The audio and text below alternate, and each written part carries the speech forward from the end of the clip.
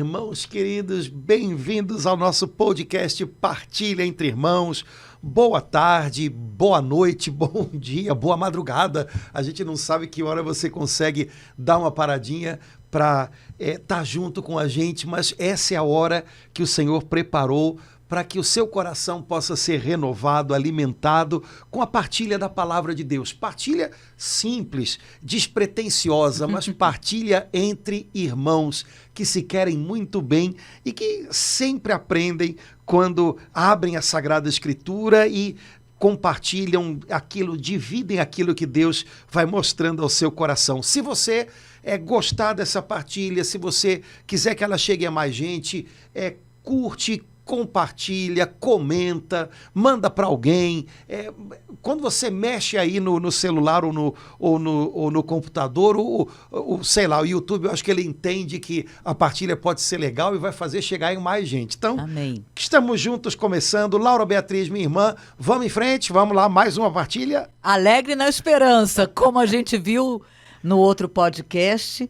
E, Padre Antônio, hoje, assim, estou com muita vontade de perguntar ao senhor, tem alguma palavra que está tocando o seu coração agora? Pois é, Laura, tem. Queria aproveitar a chance, já que a gente pode partilhar com tanto mais gente, né? Partilhar com você aqui e aproveitar os nossos irmãos estarem juntos no nosso bate-papo. Tem uma palavra que, sabe aquelas passagens da Bíblia que você já leu 10.000 vezes e de repente parece que um dia, pluf, cai no coração de um jeito diferente? Pois é, aconteceu isso com um trechinho da carta aos Colossenses.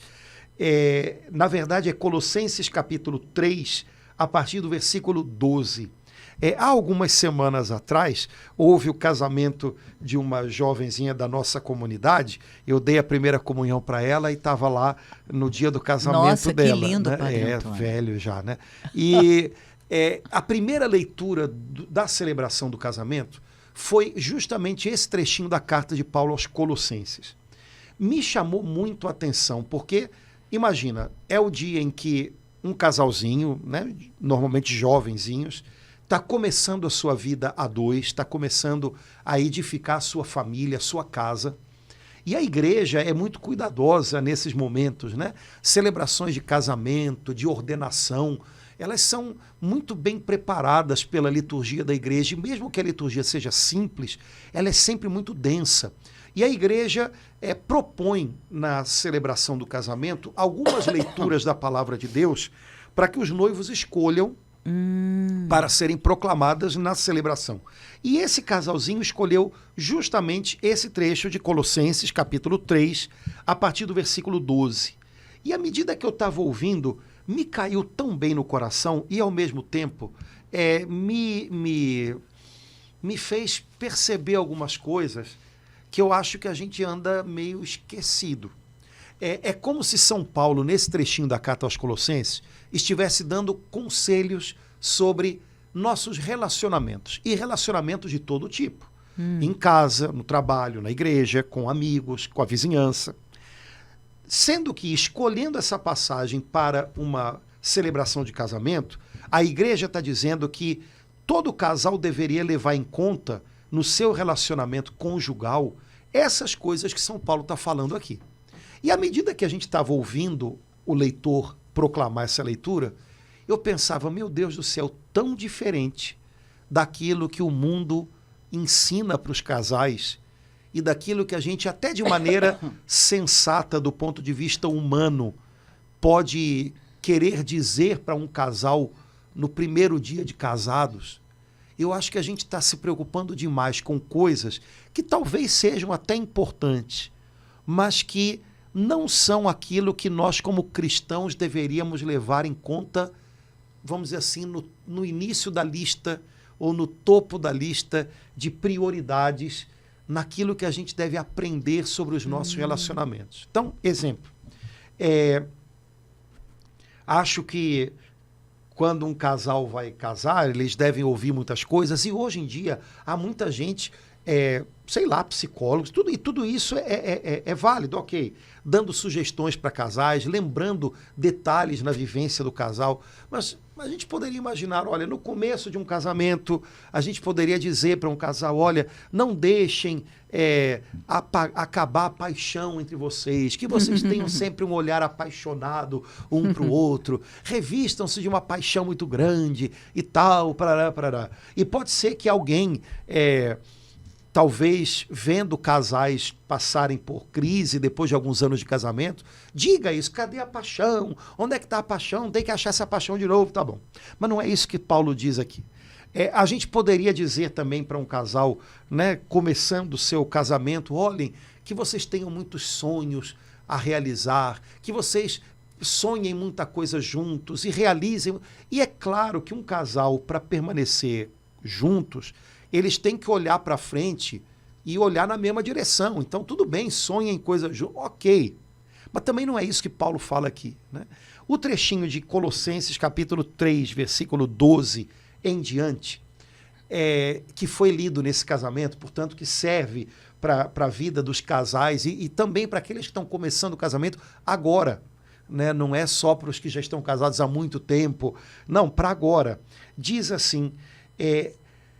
Portanto, como eleitos de Deus, santos e queridos, revestivos de entranhada misericórdia, de bondade, humildade.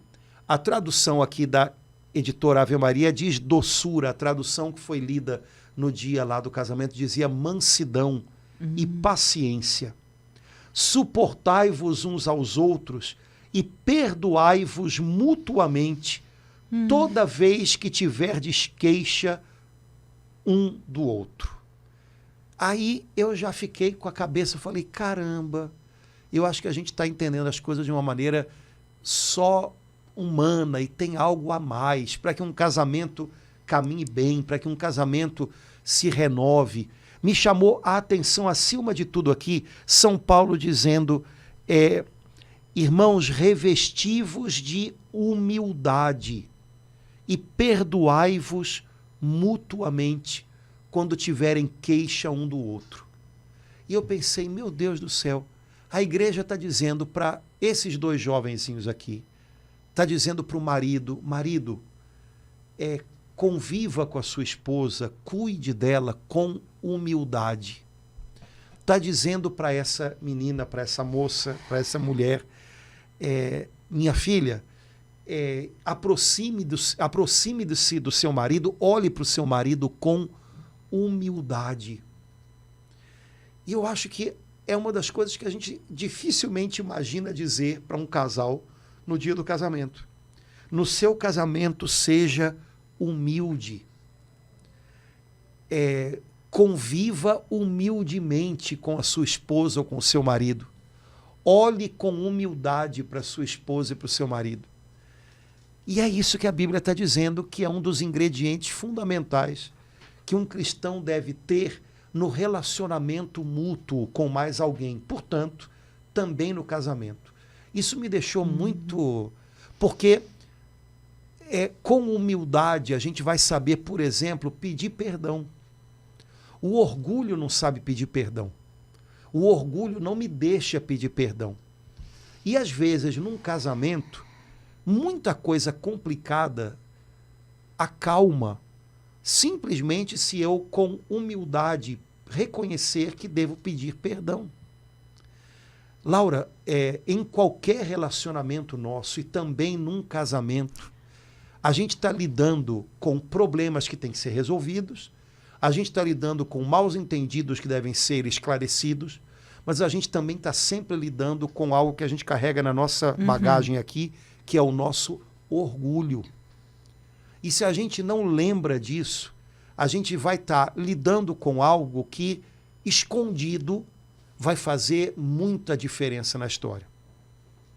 Se eu não me revisto, por exemplo, de humildade, pode ser que algumas brigas, alguns maus entendidos, que podiam se resolver rápido, se arrastem, durem um tempão, simplesmente porque eu não vou ser capaz de reconhecer que, olha, eu também pisei na bola e eu acho que eu também fui além da conta, eu vou pedir perdão por aquilo que eu disse. Por exemplo, portanto, revesti-vos de humildade.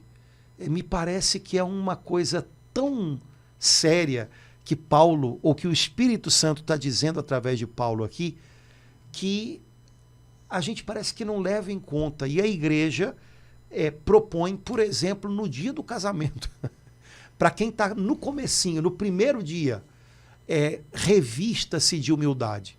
Né? A menina vestida de noiva, toda bonita ali, é como se a igreja estivesse dizendo para ela, olha filha, você vai para casa agora, tira a roupa de princesa, tira a coroa de rainha e se revista de humildade, porque sem ela você não vai saber dar os passos que são necessários para que esse caminho vá adiante. Que beleza, né? Que a sabedoria da igreja dá essa palavra para um casal de noivos no dia que estão assumindo diante do altar. Mas quando o senhor falou, né? Eu sou solteira, eu trouxe para a minha realidade de vida, né? O senhor falou que não apenas o relacionamento conjugal, mas que essa palavra é para todos os relacionamentos.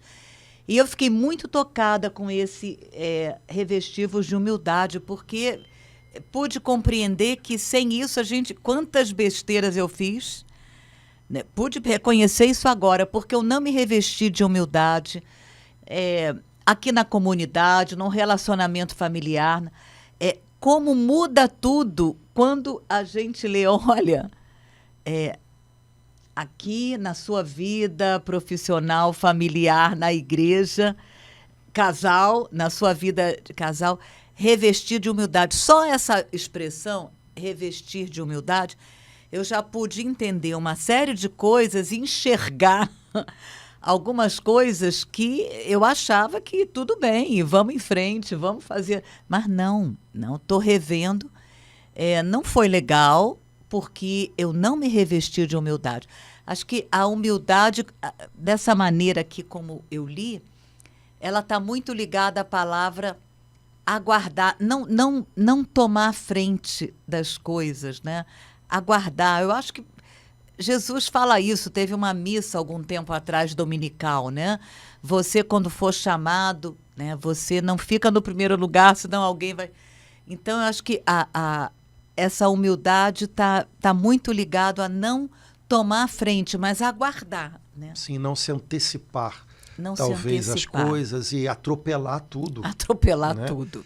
E lembrar disso, né? Eu acho que a gente, como cristão, não pode ser ingênuo com a gente mesmo, né? E em algumas situações nossas, a gente talvez pudesse se questionar um pouquinho isso. O quanto de orgulho meu está investido nessa história? Eu estou investindo quanto no meu orgulho para viver isso que eu estou vivendo dessa maneira? Por exemplo, situações que às vezes se prolongam, né? Eu acho que complicações ao longo do dia dificilmente a gente não vai ter, mas o problema é quando as complicações elas se estendem e a coisa rola e às vezes ela contagia o ambiente e chega uma hora que a gente não sabe nem muito bem pelo que mais que a gente está magoado ou chateado ou brigando. Porque já está há tanto tempo. Sabe, mas aí se perguntar isso, peraí, o quanto do meu orgulho está investido nessa história? Nossa. Para que eu não consiga me desvencilhar dela. O quanto eu estou revestido de orgulho, como se fosse uma teia de aranha, que não me deixa sair dessa situação. Resolver isso, simplesmente romper com esse mal-estar. Eu acredito que Paulo está dizendo para a gente, olha, não esqueça de que você está constantemente lutando com isso. E aí você vai perceber que há situações em casa, num casamento, por exemplo, que não se resolvem, não é porque é um problema especialmente complicado, ou não é porque foi um mal-entendido especialmente difícil, mas é porque aquilo feriu o orgulho de um dos dois, e aí agora eu não volto mais atrás, né? Não vou desfazer mais aquele nó. Me parece que muitas vezes a gente está de tal maneira comprometido, revestido de orgulho, que a coisa não funciona, né? Porque a gente então não consegue pedir perdão e não consegue perdoar, né? O orgulho ferido é que, vamos dizer assim, quando o meu orgulho é ferido e eu resolvo socorrê-lo, fazer, como é que a gente pode dizer, fazer curativo no meu orgulho ferido, eu não vou conseguir perdoar. Padre Antônio, mas o senhor está falando, eu estou procurando entender, mas eu me sinto assim, eu vejo que é difícil para a gente perceber que está... Pode parecer estranho isso que eu vou falar para o senhor, mas pelo menos é como eu sinto, como eu vejo. É difícil a gente perceber que está revestido. A gente está revestido de orgulho, né? É muito sutil e até você reconhecer que, na verdade, você não... Isso que está te levando a agir assim, assim, assim, é orgulho.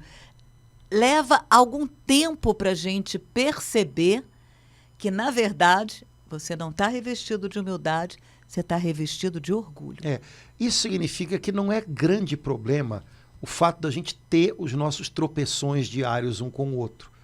O problema é a gente permitir que isso, sabe, tome proporções dentro e fora da gente, além da conta.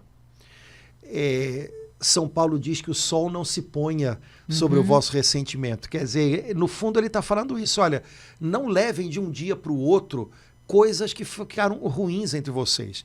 De vez em quando a gente não se entende, de vez em quando eu tenho uma atitude intempestiva. Mas o problema é quando eu percebo que ficou e não paro para pelo menos me questionar. Peraí, será que não tem um pouco de orgulho meu nessa história também?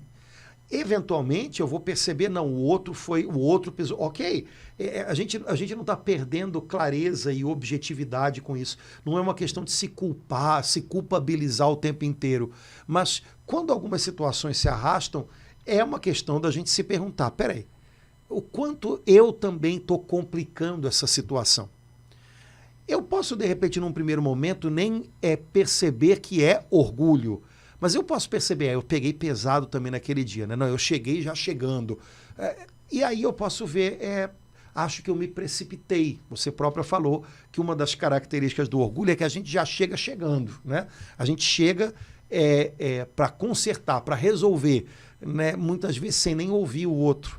Então, talvez eu não vá dar esses nomes, eu estava ali sendo movido pelo orgulho. Não, talvez eu perceba simplesmente, não, eu já cheguei impondo as coisas, atropelando as coisas. Ok, basta, de repente, para você perceber, eu acho que eu estou contribuindo para que esse negócio esteja complicado, não mude, não melhore. E aí, ok, que atitudes eu posso tomar para levar isso para outro rumo?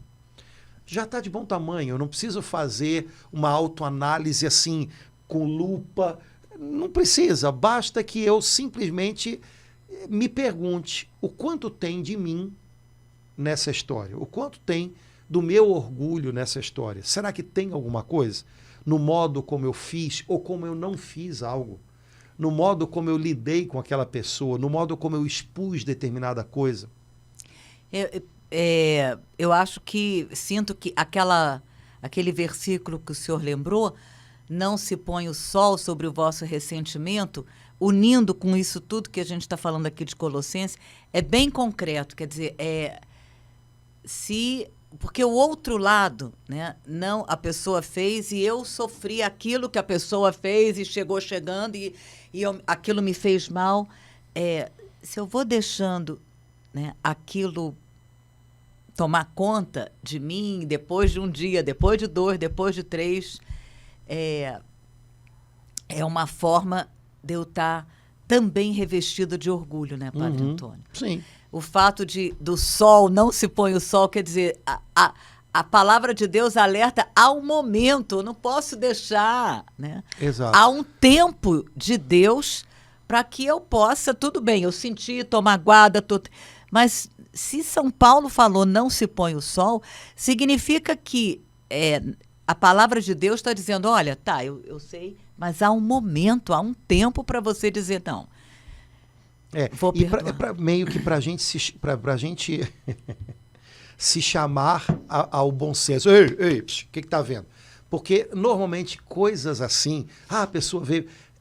Quando elas ficam de tal maneira... Quando elas caem mal de tal maneira na gente que elas duram, correm o risco de durar para o outro dia... na verdade, porque a coisa foi desse tamanho, mas ela caiu num lugar que já não estava muito bom. Vamos dizer assim, o lugar já estava sensível, já estava com a pele fina, como a gente diria, né? E aí eu começo a juntar peças e fantasiar coisas, né? Girando em torno daquilo. Então, olha, eu também preciso de né? Não sou o centro do universo, espera aí, isso me machucou porque bateu em algo que já estava mal resolvido lá de trás. Então, a gente às vezes também tem que se chamar um pouquinho a razão e tomar cuidado para não perder de vista isso. Algumas coisas que nos ferem, às vezes até desproporcionalmente, que se fossem outros, Sim. nem, né? Mas, caramba, como é que isso aí me machucou tanto? Né? É porque a gente tem que pensar, cara, talvez tenha caído num lugar que já estava machucado. Então eu não posso também me deixar ferir de uma maneira... A pessoa que fez nem sabia onde é que ela estava botando a mão. Né?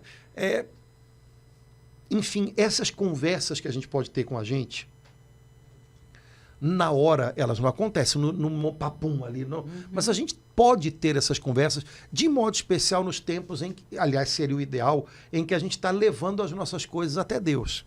Né? Para não ficar conversando só a gente e a gente. Para a nossa cabeça não produzir mais confusão e mais histórias. Mas simplesmente levar para Deus. Senhor, isso me feriu. Talvez tenha me ferido até de uma maneira desproporcional. Acho que foi além da conta. Senhor, eu não quero me deixar ferir, né, constantemente por isso. Né? Eu não conheço o meu próprio coração, visito o meu coração, chega onde é preciso chegar, né? Nessas feridas que estão aí há mais tempo. Senhor, tem misericórdia de mim. Pronto. Mas levar essas coisas para Deus, né? Apresentá-las a Deus, talvez seja uma boa maneira também da gente começar a perceber que no nosso coração existem áreas sensíveis que de verdade talvez causem essa reação desproporcional que a gente tem às vezes com algumas coisas. Nada disso é mágica. Isso tem a ver com a gente estar comprometido com viver em paz com todos. Né? E a grande questão será que tem algo meu nessa história? Repito, não quer dizer que o outro não tenha errado, não quer dizer que o outro não esteja... Né? Mas será que tem algo meu nessa história? Será que tem algo meu que está fazendo com que esse quadro fique mais escuro? Será que tem algo meu que, né, precisa que eu perdoe, né, alguém porque eu tomei vamos dizer assim, eu tomei dores além da conta, né, e talvez eu esteja exagerando a dor, não sei, mas perguntar-se isso. Será que tem algo meu nessa história? Será que tem o meu orgulho ferido nessa história? Talvez isso não vá ser necessário ou isso não vá funcionar para 100% dos nossos problemas, mas eu acredito que alguns, e alguns que até se arrastam bastante, a gente vai descobrir que talvez sejam situações que estão se complexificando porque tem a ver com o nosso orgulho. Não estou dizendo que são 100% das situações, mas algumas situações pode ser que a gente se surpreenda percebendo, caramba, esse negócio não acaba, porque eu também estou aqui na base entendeu? Eu estou investindo no meu orgulho aqui. Algum tempo atrás, eu acho que foi uns 2 podcasts atrás, o senhor falou uma coisa que eu estou lembrando agora. Deixar a palavra de Deus me ler. Uhum. Aí eu fiquei pensando naquilo, agora eu estou lembrando disso. Imagino, assim, deixar essa palavra de Colossenses 3,12 ler a minha alma. Deixar essa palavra me ler. Quanta coisa que eu não vou ver, que eu não vou enxergar, que eu não vou perceber, que eu estava empurrando com a barriga e achando que estava tudo bem. Mas, de repente, essa palavra aqui de Colossenses 3,12, está lendo aqui o meu coração, a minha alma. Muda tudo, Padre Sim. Antônio. E Laura, óbvio que isso vai ser um trabalho de Deus no coração da gente. Então, repito, talvez não sirva para 100% das situações que a gente está vivendo, mas algumas delas pode ser que a gente perceba, rapaz, eu acho que eu não pedi esse perdão, não é porque seja errado pedir perdão ou voltar atrás, é porque vai ser uma briga com o meu orgulho. Ou então, eu acho que eu não dei esse perdão, eu acho que eu não retomei o caminho com aquela pessoa, porque eu ainda estou com o meu orgulho ferido. Ela própria talvez até já tenha até pedido perdão. Ainda tem isso. Né? Talvez a própria pessoa tenha pedido perdão, mas eu não aceito porque o meu orgulho está ferido. Às vezes, igreja acontece tanto isso. Imagina, igreja é um lugar onde só tem pessoas maravilhosas. Não é, porque está todo mundo buscando andar com Deus de um jeito ou de outro, por um motivo, está todo mundo andando. Só que pessoas maravilhosas também pisam no pé umas das outras. E às vezes pisam no meu pé, né? E aí vão lá e pedem perdão. Mas eu não volto mais aqui, não sirvo mais aqui, não trabalho mais nisso. Mas é por quê? É porque eu estou profundamente ferido? Não é porque meu orgulho não deixa. Ponto. Acabou. Então, meu orgulho foi ferido. Alguém aqui me destronou. Né? Alguém aqui falou uma coisa que eu não merecia ter ouvido. Alguém aqui fez uma coisa que não foi justa. E mesmo que a pessoa me peça perdão, não volto mais aqui. Isso acontece em igreja a rodo. Porque às vezes a gente está hipersensível com algumas coisas. E ao invés de curar o lugar hipersensível, a gente na igreja imagina que ninguém mais vai ferir a gente ali. Ninguém mais vai tocar naquela ferida. E voltam a tocar ali. E aí como é que eu faço? Quer dizer, ao invés de curar a minha hipersensibilidade, eu imaginei que na igreja ninguém ia tocar naquela ferida. E tocam. E aí, como eu ainda estou hipersensível, não volto mais aqui, não contem mais comigo, não quero. E ainda saio, né? Não, talvez seja só orgulho. Eu fui ferido, mas estamos aqui para isso, né? Estamos aprendendo. Eu também já devo ter ferido alguém, vamos embora. E vamos lá, a gente se perdoa, né? E vamos em frente. Padre Antônio, esse momento aí da gente poder confessar, falar para Deus, Senhor, é difícil, hein? Senhor, olha, como é que eu tô? O meu orgulho foi ferido. Essa frase é difícil da gente dizer, né, Padre Antônio? Mas é uma libertação, Senhor, né? o meu orgulho foi ferido. É por isso que eu... É uma libertação, não é? Libertador, Padre Antônio. Como é que pode alguém fazer isso com essa pessoa maravilhosa que sou eu? Como é que pode alguém não notar essa pessoa maravilhosa que sou eu? Mas a gente é isso aí, cara. Então, que bom que a gente tem a chance de ir até o Senhor e dizer, Senhor, olha, descobri o quanto do meu orgulho está investido nessa história. E o quanto eu estou deixando de ser grato ao Senhor por tanto que o Senhor me dá e estou cristalizado nessa mágoa, no fundo, por causa desse orgulho que foi machucado. Que maravilha poder ter a chance de desabafar essas coisas todas com Deus. Ele aceita a gente, ouve a gente e diz, meu filho, que bom que você está vendo agora as coisas, vamos lá, eu vou te ajudar, vamos em frente. Né? E sei lá como, mas ele vai ajudando a gente. Mas, caso contrário, a gente ia ficar prisioneiro desse orgulho machucado, amargo, tanto tempo, às vezes a vida toda, né? Sem reconhecer o modo como Deus está investindo na gente, a gente ia ficar ferido porque alguém não investiu na gente, ou porque alguém foi assim ou assado com a gente. Mas para que isso? A gente acaba minguando por causa disso. A gente passa assim a entender de outra forma esse revestir-vos de humildade. Né? E depois, eu achei legal também, não é a tradução que está aqui, mas humildade, mansidão. Olha que legal. Lembra que isso tudo tem a ver com casamento, né?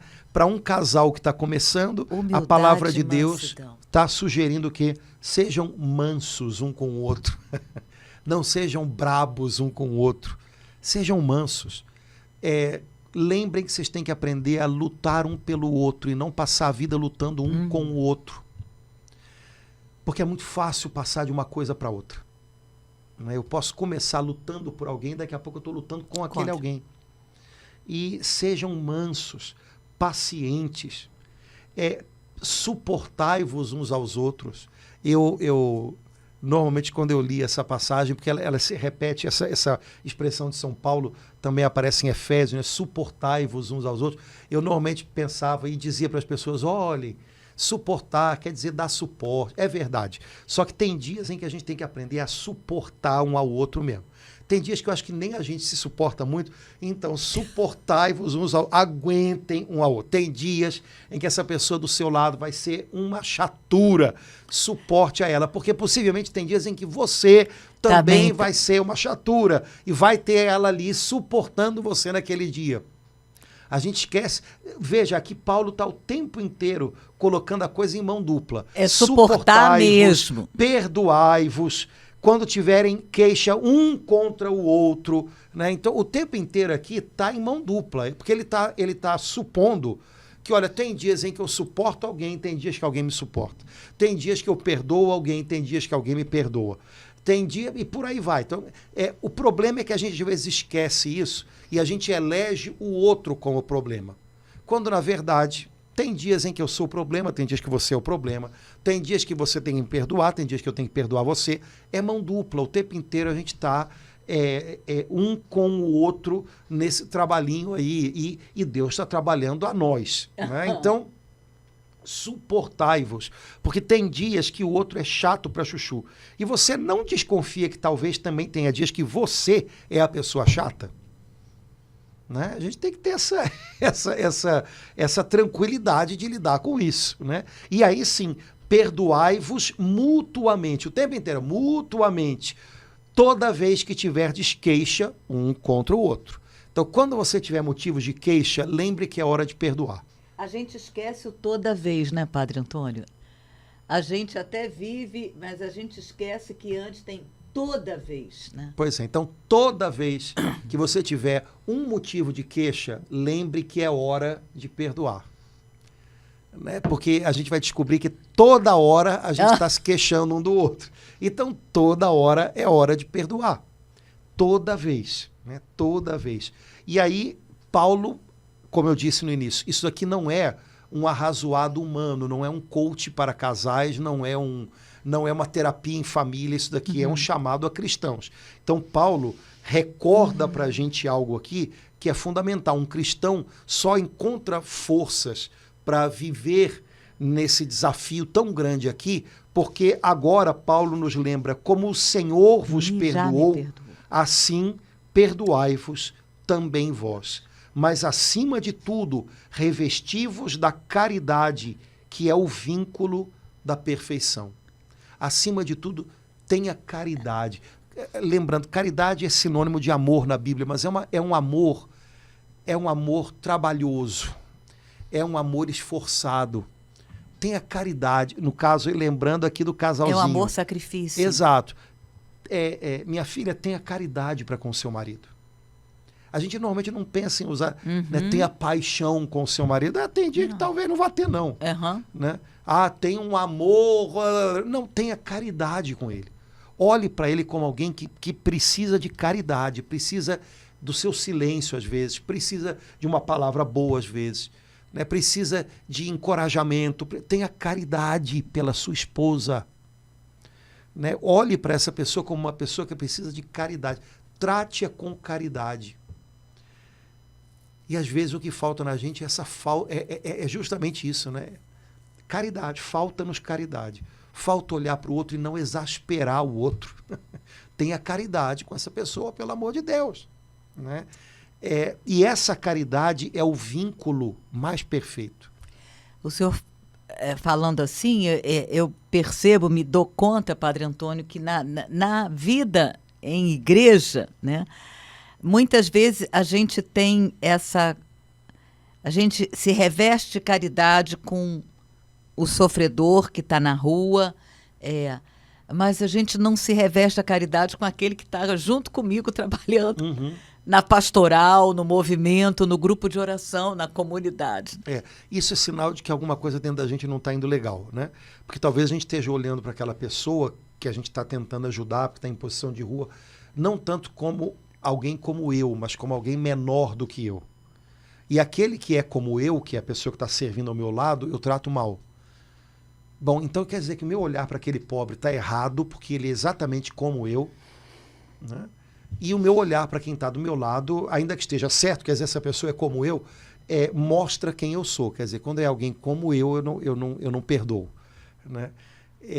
Tem muita coisa que se arrumar aqui dentro, né? Porque eu posso usar alguém que é menor do que eu, aos meus olhos, como eu estou sendo bom, entendeu?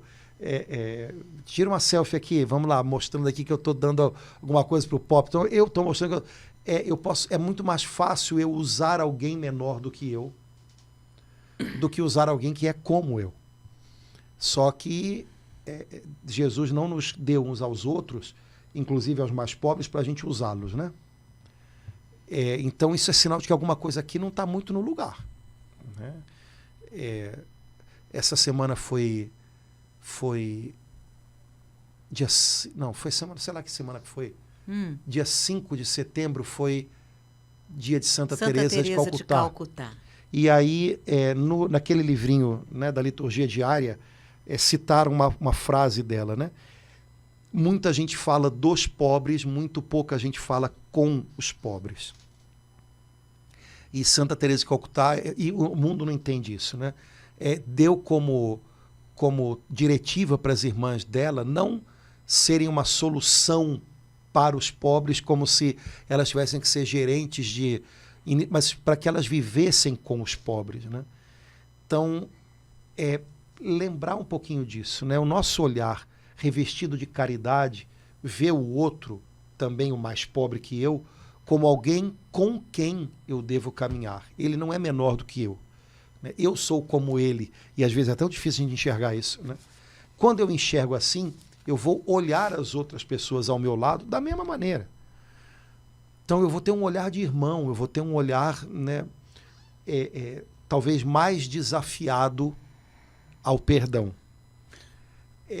Quando eu olho para algumas pessoas como menores do que eu, vamos lá, vou dar alguma coisinha para elas, né? Não é assim que funciona.